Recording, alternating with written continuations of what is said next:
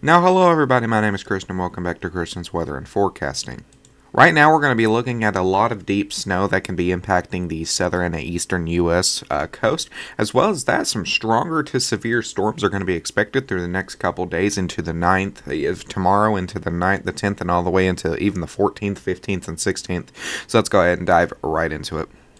Really quick before we do dive into the weather, though, I do want to give a quick thank you for 300 subscribers. We hit that on the last video. We are still currently at the 300 subscriber mark. So I just want to say thank you guys so much for subscribing, supporting the channel. I do realize right now, too, that the web camera is a little bit laggy, so I feel I'm sorry about that, too.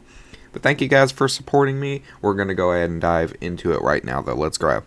And now really quick, I just want to show one of the futuristic models that are out there. This is kind of one like pivotal weather, but this one shows more of the worst side of the weather. So for example, right now there is a 5% tornado risk for tomorrow, which we're going to dive into. This kind of predicted it as a 15 to 30% for tornado, 15 to 30% wind, and a 15 to 30% hail. So these models ain't exactly to be taken like literally, but these models are here to show the significance of the storm. And for tomorrow's storm, with both the way the National Weather Service Storm Prediction Center is saying it, and both of these models on the pivotal weather and tomorrow is going to be somewhat of a significant event for there to be a possibility to see some tornadoes, hail, wind, etc., things like that.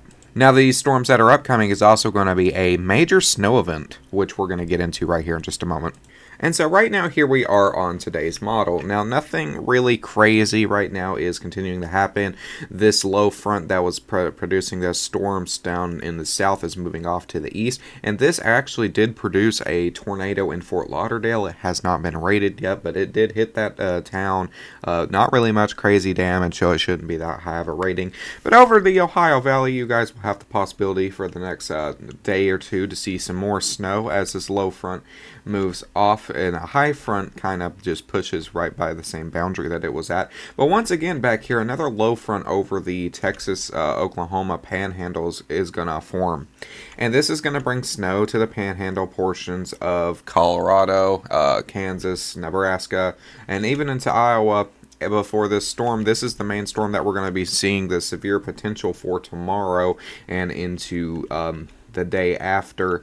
And this low front is going to be moving off to the north, and this is mainly just going to be extremely strong storms with the possibility for there to be tornadoes off to the 10th and the 11th. Down here towards the Ohio Valley, I have a possibility to see some scattered snow showers, including Kentucky, Indiana, Ohio, as well as that over towards the north side of this storm. There will be snow, and it will impact portions of southern Michigan and into portions of like Pennsylvania, New York as it moves up the coast. And this storm will continue to move out to the east coast, and that will be gone.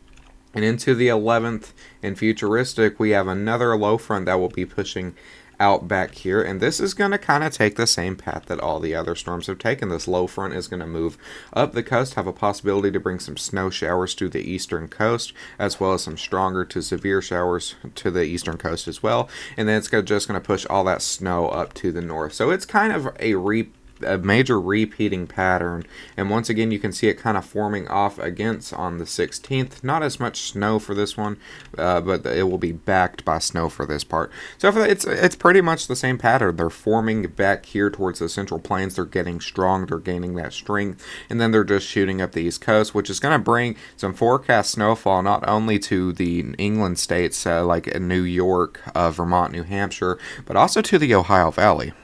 And we can see right here for the Ohio Valley, pretty much Central Plains a little bit over here too. This is the forecast snowfall that we're going to be seeing, and this is on the date of Tuesday on the 16th. And right now you can see upward of places like Clarksville, Tennessee, down into portions of Memphis even.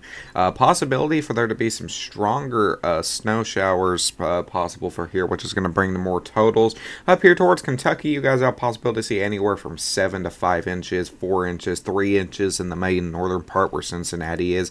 Up into Ohio for this date specifically, up into 1, 2 inches down towards the south. It's kind of the same here. And then off to the east coast, let's go ahead and get up there. Now we can see that right here, this model is more of the more accurate one than we just seen the previous one. Look at all this snow. Almost everywhere in the United States, besides the southern states, is going to be seeing some possibly record snowfall. Everywhere from California all the way over here into the northeastern states. The northeastern states is our main concern for the next little bit, for the possibility to see some damaging snowfall over here towards the Ohio Valley and even into some portions of Ontario, Canada, those Toronto portions. Over towards the west coast as well, where those mountain ranges are, you have a possibility to see some damaging snowfall levels. Now for today, as these storms start kind of firing up off the dry line, there will be a marginal risk of severe weather through Texas and southern Oklahoma. This will be a less than 2% tornado threat, a 5% wind threat, and a less than 5% hail threat. So your main threats for the main of today, before this actually strengthens, is going to be your wind. As we move into tomorrow, things are going to be a little more interesting. The first actual risk of the year, a slight risk of severe weather stretching all the way from southern Texas into northernmost Florida. This is going to be a 5% tornado threat, a 15% wind threat, and a 15% hail threat. So you guys have all the risk for today, including a possibility for there to be a little bit of a stronger side tornado or two. So make sure you're keeping an eye out on this. Most of the models are predicting this to be even stronger than it is, and like I said before, you can't take that based off the way it's actually showing. I'm just saying that this could be a possible significant event, so you need to keep this updated and monitored. Day 3, even more portions are covered everywhere from central Florida all the way up into the Virginias and the Carolinas. This probabilistic of severe weather is a 15%, so once again, if you guys are in this area, this has the possibility to be a significant style event with a couple tornadoes inbound, lots of wind, hail, so make sure you're monitoring this very closely. If you're a weather spotter, make sure you're issuing those reports too. Now here's our temperature outlook up into the 17th. Right now there's two cold blobs sitting over the United States, kind of impacting the possibility for heat to be bringing in. This will change a little bit, but for the most part, no. Now, once this cold blob over here moves out to the east coast, we will have a possibility to see a little bit of a warm front moving towards the north, and these two is what's going to cause that severe weather area that we were seeing, those two kind of colliding with each other. And this one is going to gain intensity as it moves over the Ohio Valley, which is where we're going to see those snow probabilities. As this continues to move up to the east coast, all that will move out.